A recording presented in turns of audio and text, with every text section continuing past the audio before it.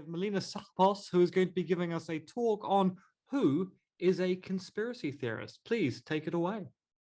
Thank you. Okay, so when I've presented a version of this to other crowds previously, I've started with asking the question if there's anybody who would happily raise their hand, admitting they're saying that they're self-subscribing to being a conspiracy theorist. And I can't really do that here since I can't see you guys, and probably would have backfired here anyway. But usually there's only maximum one brave person that would raise their hand to this question. So I'm hoping that will make sense during the presentation, why I do that. But the question then is for this talk, who is a conspiracy theorist? So we'll see if we can find out. I can change the slide. Can you just 1 second? Okay, so what I will do in this presentation is just, I will present what I call the simple account, just simply the definition from the dictionary. And I will claim that there's two problems that arise when we use that definition, and it's the problem of self-identification and the problem of theoretical fruitfulness. Then I'll hopefully show how that raises questions when we conduct the empirical research, and I will make analysis on the current solutions on offer from the literature in solving these problems. And I will hopefully show in the end that there's a dilemma that remains, that the solutions on offer can either solve one of the problems, either the problem of self-identification or problem of theoretical fruitfulness, but no account will do both. And then I will hopefully successfully argue that this is not a mere coincidence that we have this result. Okay, so the simple definition of conspiracy theory and conspiracy theorists, if we just use, I've just looked at, for example, the Merriam-Webster online dictionary that defines conspiracy theory as a theory that explains an event or a set of circumstances as the result of a secret plot by usually powerful conspirators. So we could simplify that by just saying that T is a conspiracy theory if and only if T is a theory that explains an event or a set of circumstances as the result of a secret, sorry, I can't see my screen here. There we go, secret plot by usually powerful conspirators. And then we can do the similar thing then for conspiracy theorists. And the definition from the dictionary just says that it's a person who proposes or believes in a conspiracy theory. And I should add here that here I presume some kind of, minimally some kind of belief or some level of commitment to this belief by the person. So of course, there's other types of conspiracy beliefs, the non-stochastic assumptions, for example, argued by others. But anyway, that's what I mean in this case. And so yeah, these two combined, I call them the simple account. And I argue that this, sorry, first, I want to just say that with this account, with the simple account, we get a very strange conclusion that I call the counterintuitive conclusion argument. Simply that most of us would be conspiracy theorists. And actually, we can make that claim stronger, which Charles Pigden has done in a number of places in his 2016 paper. For example, he argues that unless you believe that the reports of history books and the nightly news are largely false, you're a conspiracy theorist. Since the nightly news obviously is full of conspiracies. And then the second premise is if you believe that the reports from the history books are largely false, well, then you are also a conspiracy theorist. So either way, you're a conspiracy theorist, since you presumably assume somebody conspired to fake them.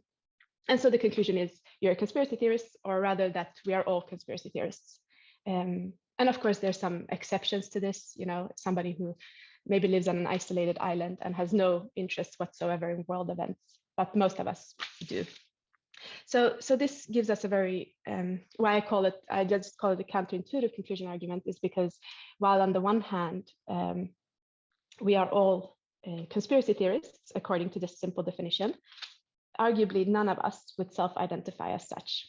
So at least not many of us would be ready to do so happily.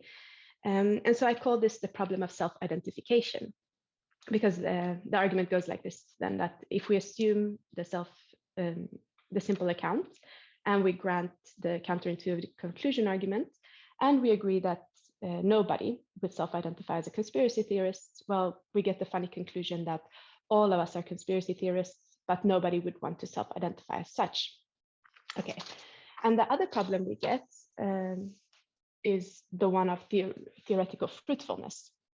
So this arises since, as we said, everybody emerged as a conspiracy theorist. The construct is essentially theoretically futile. And it would be like identifying intelligence in a way that makes everybody intelligent, for example. Joseph Usinski in his 2020 book puts it well when he says, since everybody believes at least one conspiracy theory, the term is meaningless.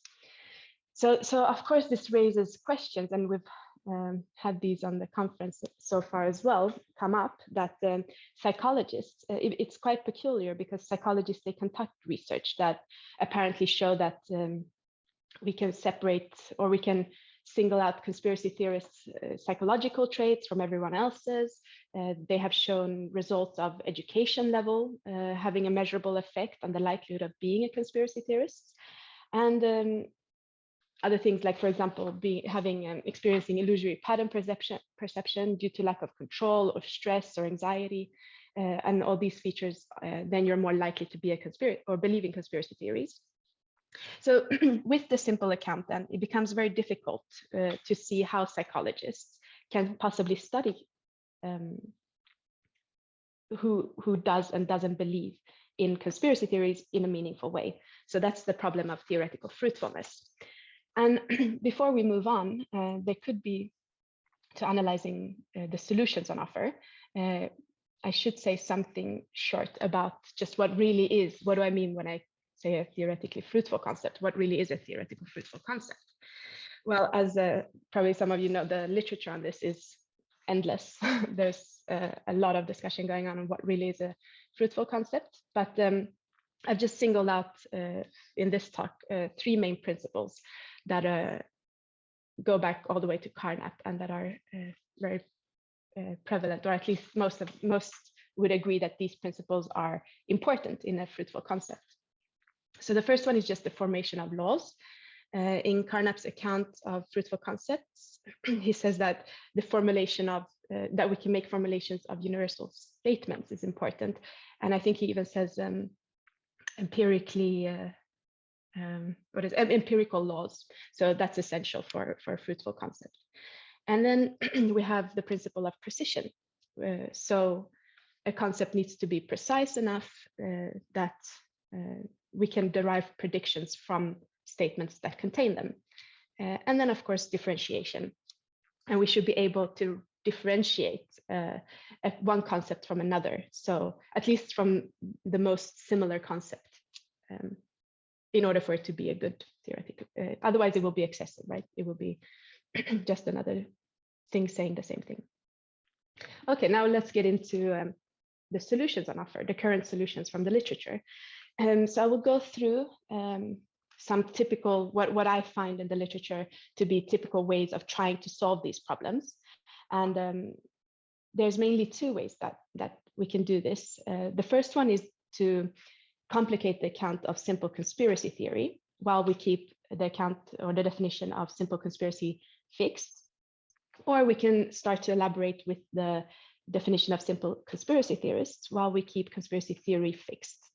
Of course, there's logically also the third possibility that we do both, but I think that would be excessive. And we also have some value in trying to keep it as simple and as close as possible to the most simple definition.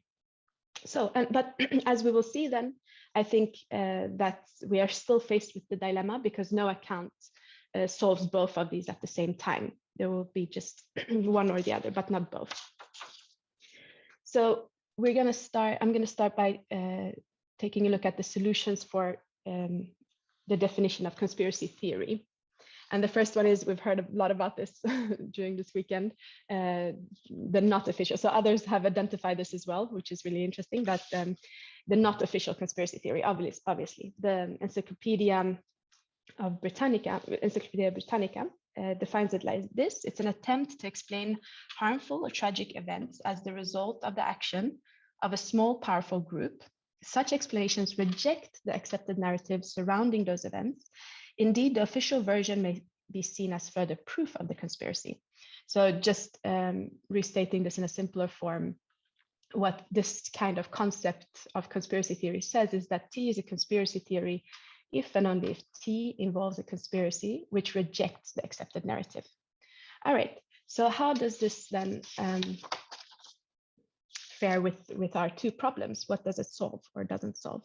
I would say that it looks like indeed that this version, the not official conspiracy theory, would be potentially fruitful, empirically fruitful, to take into account in an experimental design. We could find correlations between a feature of a subject and a belief in a non-official story, right? So we could possibly find some interesting things there. But at the same time, I don't think it will answer our problem of self-identification, since it doesn't really resolve or say anything about why people are unwilling to self-identify as conspiracy theorists, because nothing prevents, under this definition, and nothing in principle, at least, prevents a person from professing or agreeing to being disagreeing with the accepted narrative. Okay, so the next one is partisan conspiracy theory, and it's similar in some ways to the not official conspiracy theorists, but with some differences. So we can define this as the construct by constructing the term conspiracy theory in a way that, by definition, it will always be the other, never oneself who's subscribing to such a theory. So for simplicity, we can state it as T is a conspiracy theory relative to S, the speaker, if and only if the theory is a conspiracy theory according to simple conspiracy theory, and S star subscribes to such a theory, but S does not subscribe to that theory, and S is, of course, in S's out group. So the main difference here between partisan conspiracy theory and the not official conspiracy theory is that, I mean, they're both held to a certain standard, but in not official conspiracy theory, the standard is usually some official version. And in this case, it's speaker relative. So it's somebody else's beliefs, not my own or my group's. And partisan conspiracy theory, I mean, we can see that quite clearly here. It's interesting because it does solve the problem of self-identification. By definition, it becomes incoherent to self-ascribe as a conspiracy theorist, by definition. After all, nobody is in their own outgroup, right? But it fails to solve the problem of theoretical fruitfulness.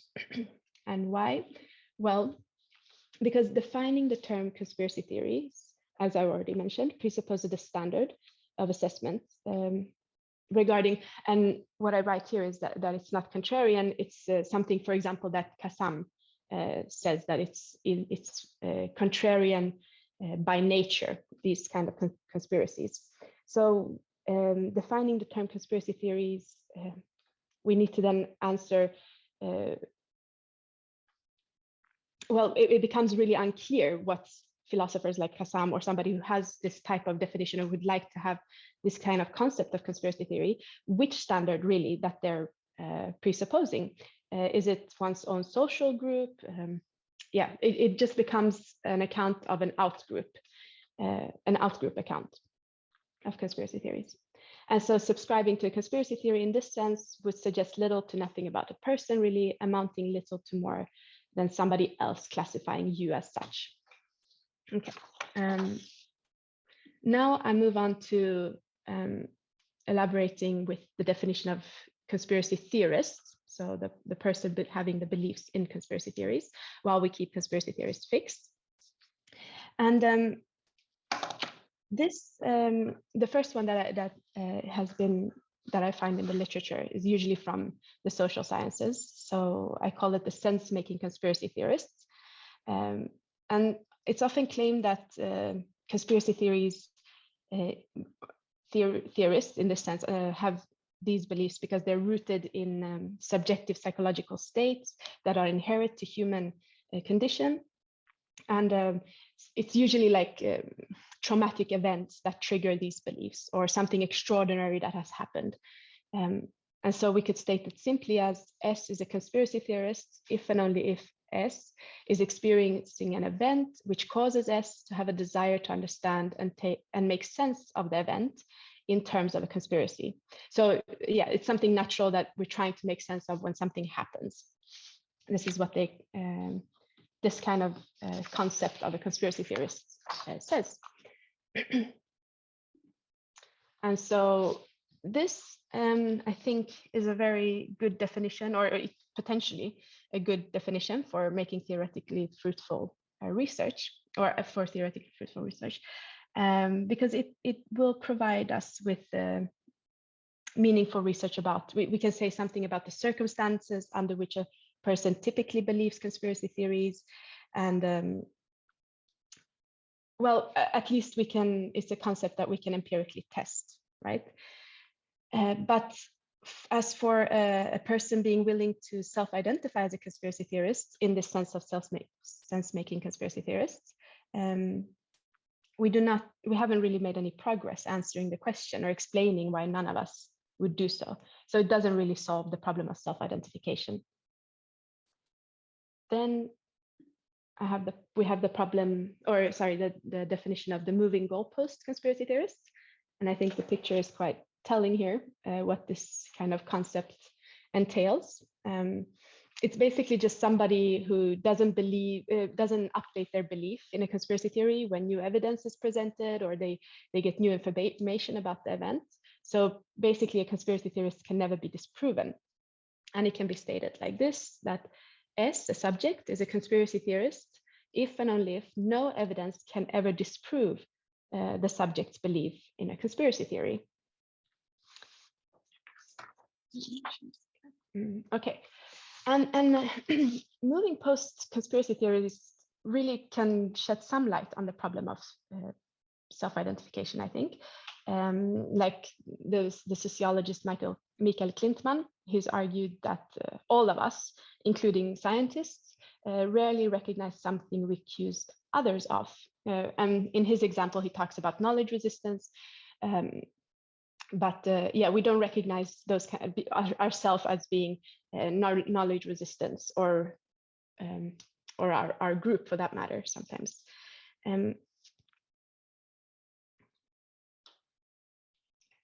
And so that, of course, then we can draw the conclusion that it makes sense that nobody would want to self-identify as a moving goalpost conspiracy theorist.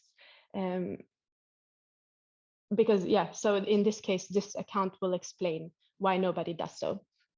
And, you know, it's common when we hear somebody who would say, oh, I just need to hear good evidence, or the right kind of evidence, you know, then I will change my belief. Most people would argue something like that, even if they don't update their beliefs accordingly, as we think would be rational. But when it comes to, when it comes to the problem of theoretical fruitfulness, I think Dendith in the 2018 paper, we have some agreement here with what we mean about this. So he writes that working out why some conspiracy theorists might believe why conspiracies for factors other than evidence and argument could be informative. So it's this, again, the same point that, you know, it would be interesting potentially. But then he goes on to say that this would especially be the case if we would then link the explanation of conspiracy beliefs to cases where people also believe other theories for factors other than evidence and argument. So basically constructing the term conspiracy theorist in this way would potentially be empirically useful, as Dendith also argues here in this thing, but in this quote. But then if we take a look at the continuation of the last bit of the quote, he's hinting to something that I find that I agree with, that there's an overlap of concepts. So remember, one of the principles that I listed for what is a good empirically fruitful concept needs to have differentiation. And in this case, if moving goalpost conspiracy theorists is similar to other concepts that are already well established in the science community, for example, cognitive dissonance and cognitive biases, well, then really we don't have this clear differentiation, and such a term, such a concept would really be excessive in this case for doing research on conspiracy theorists in any way. Okay, and then the last one, since how am I doing with time? The last one is just something that I call the dark filter conspiracy theorists. And it's somebody who has a view that everything in the world that happens through some kind of dark filter of evil conspiracies. That's what they see everywhere. And it's the political scientist Michael Barkan who's mainly advocated for this in his book quite strongly, where he describes a conspiracy theorist as somebody who views history as controlled by massive demonic forces everywhere. So we could just restate this simply as S, or the subject, is a conspiracy theorist, if and only if S has a worldview in which nothing happens by accident, since everything is part of a grand design by a powerful group with malevolent intentions, and the subject sees patterns of evil in everything and everywhere. And to make this really obvious, he states these three principles. That nothing happens by accident, nothing is as it seems, and everything is connected.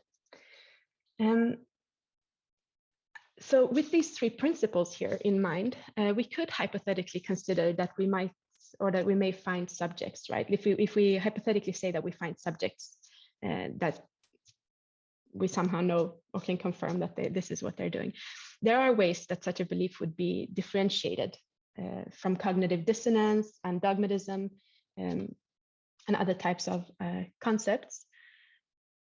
And it would also obviously be distinct from other types of dogmatic beliefs like religion and so on. But the definition is that here, as we can see, that everything is connected and nothing happens by accident. So in that case, it's arguably much too vague and inexact of a definition to really be a good concept. So precision was also a key thing for a good theoretically fruitful concept, for it to be a good theoretically fruitful concept. And so for the same reasons, this definition really fails to say anything useful about why people don't self-identify as a conspiracy theorist.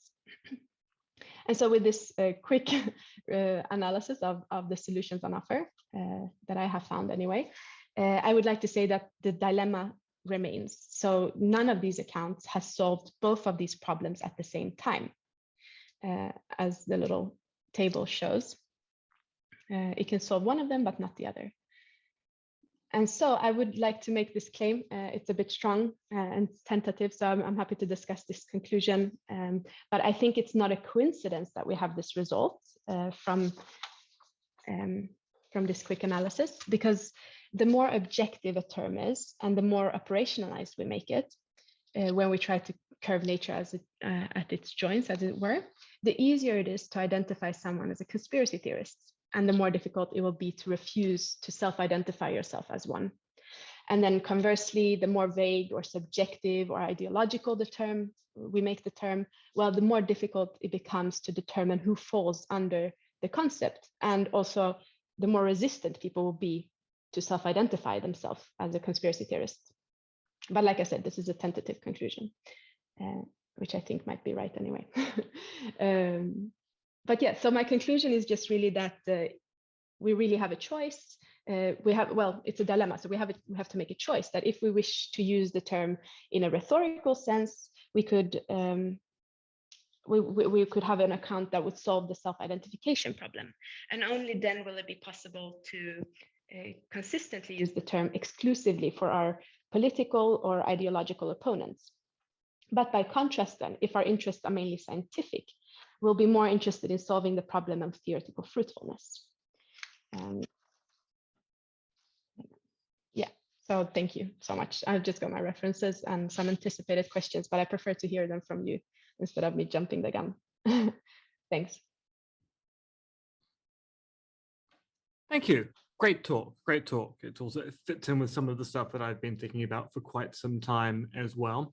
As we wait for people to put their questions into the Q&A system. So this is not really a question, it's more a comment on where I think your analysis works quite nicely, which is you're quite right about the whole self-identity issue, in that we can give a whole bunch of different definitions, and some of them will apply to certain conspiracy theorists, but the problem is they won't apply to all conspiracy theorists. So if we start grounding our theoretical investigation on just a subset of the group, as I argued in the problem of conspiracism, then you kind of end up hemming yourself in this kind of weird way of producing work which kind of forces conspiracy theorists into weird boxes, when it might be true of some of these conspiracy theorists, but it's not really true of all of them.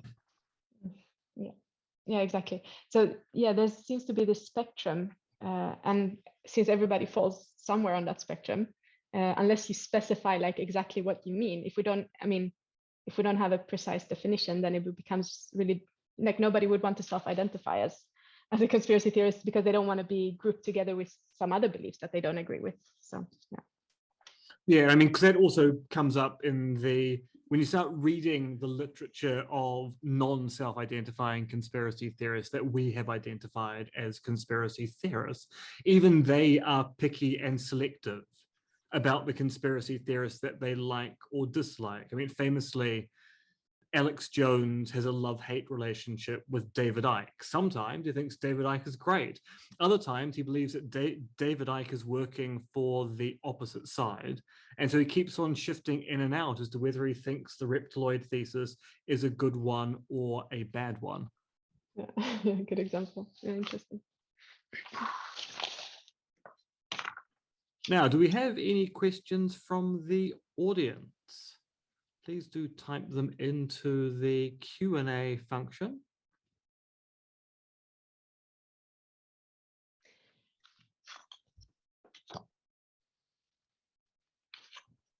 Maybe I can say something about some other questions that come up for me previously when I just presented at least a version of this.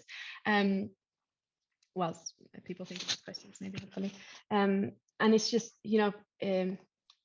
because this has come up during the conference as well, if it's a pejorative term, and that's why people don't want to subscribe to it.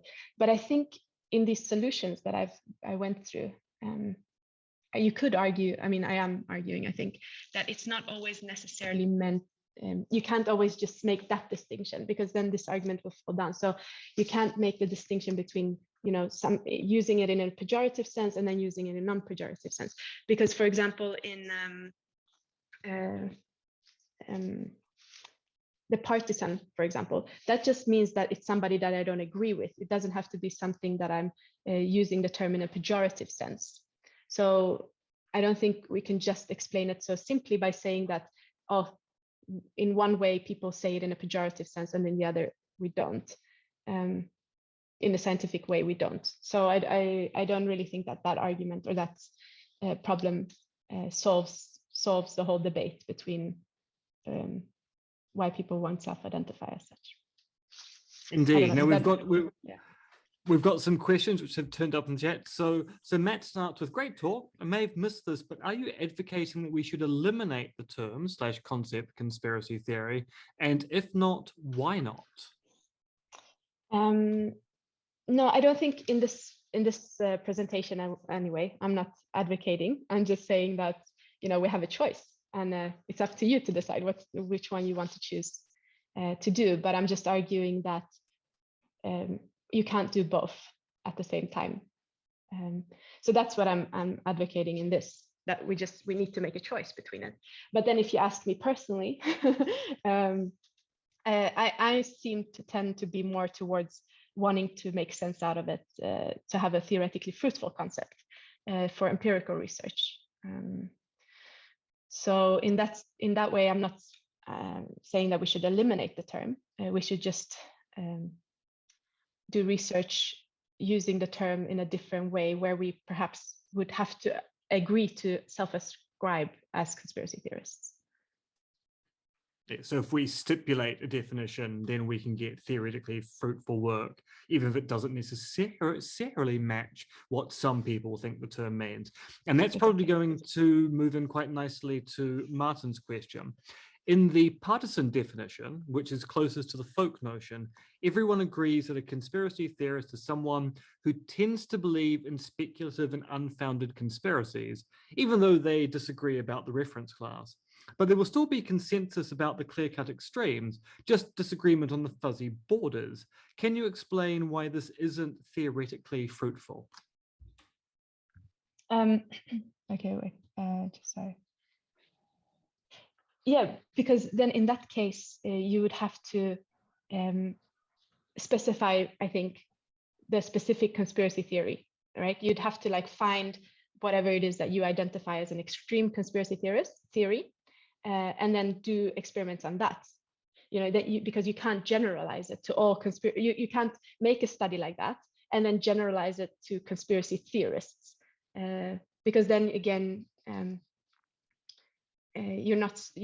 That would be theoretically possible to do a research like that, but you would have to specify that this is these conspiracy theories that are, you know, what did you call them? Clear-cut extremes. And in that case, you know, you can't generalize it to all conspiracy theorists having these extreme examples. In which case, you know, why wouldn't anyone then identify as a conspiracy theorist if you say that, or not? You know, then you haven't really answered the question of why people won't self-ascribe as a conspiracy theorist. I'm all over the place here. I'm so sorry. Did I answer the question? Well, let's move on to Andrew Woods here. This was a superb paper. I really appreciated it. What do you think about Harambun's attempt, on one hand, to introduce more theoretically fruitful terms, conspiracy individual, entrepreneur, movement, and on the other hand, study how so-called conspiracy theorists identify themselves? Can we accept that we need to address these problems separately? I don't know what the Harambam's attempt is. I'm so sorry. Maybe I should know this, but I don't know. So Jaron has basically argued that we should probably ditch the term conspiracy theory and conspiracy theorist and actually speciate out exactly what we mean when we talk about mass belief, in particular conspiracy movements, the people who generate conspiracy theories as being conspiracy entrepreneurs versus individual believers or conspiracy individuals. So his solution is conspiracy theorist is too blanket a term. We should actually cut it up into more theoretically fruitful subsets of the conspiracy theorist or the conspiracy theory. Mm-hmm. So in the context of doing research, or yeah, in the general? Yeah, because he thinks that we should give up on these terms, at least as academics, because they're causing too much confusion. I don't know. Yeah, but then we're totally getting rid of the common sense understanding of conspiracy theories, and maybe it's a good thing in research that we're clear about like how we define it. So that I'm all for. If that's a good way to, you know, specify exactly what it is we're looking at, then I think, yeah, why not? Why not use? But I don't think we need to. I don't think, depends on the research you're doing. So it depends on what you're trying to get at. But I don't think getting rid of the term conspiracy theorists will answer the question, because I'm interested in, like, in general, why people believe in conspiracy theories. Also, like the cognitive factors behind it and such, for all of us, not just the extreme ones or whatever you want to pick out as, you know, socially dangerous or how you want to identify it. But so if you just get rid of the term, then I think you miss sort of like the previous talk in the morning, the delusional beliefs. You know, I don't think getting rid of the term will necessarily. I think we should just shift in what the term means, maybe, and be clear in our research what we mean with the research that we're doing.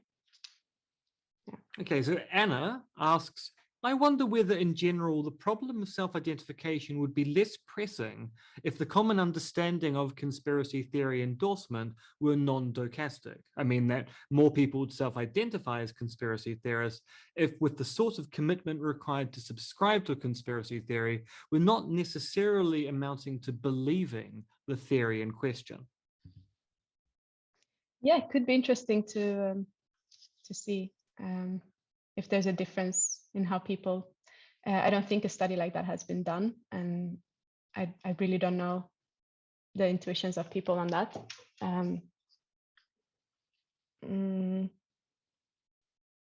Like the level of commitment is usually studied, but then usually the studies, their conclusion is that the higher the commitment is higher in belief.